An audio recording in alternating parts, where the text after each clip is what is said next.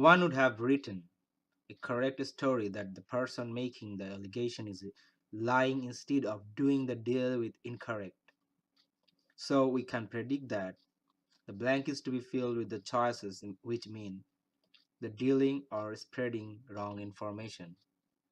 Peddling as choice A means promoting or persuading, which meets the prediction exactly. Both concealing as choice B and camouflaging as choice D mean hiding, which may trap answers, but as the story is to be written correctly, not in a wrong way, so nothing is denoted written by the hiding any information. So choice B and choice D are to be eliminated. On the other hand, both of the choice C and choice A given as fabricating and counterfeiting mean inventing or concocting something, typically with deceitful intent, or imitating fraudulently.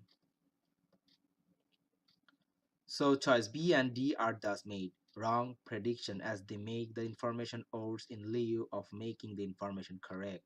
So they are eliminated as well. Choice E given as touting also means promoting or persuading, which meets the prediction literally. So the correct answers are choice A and choice E.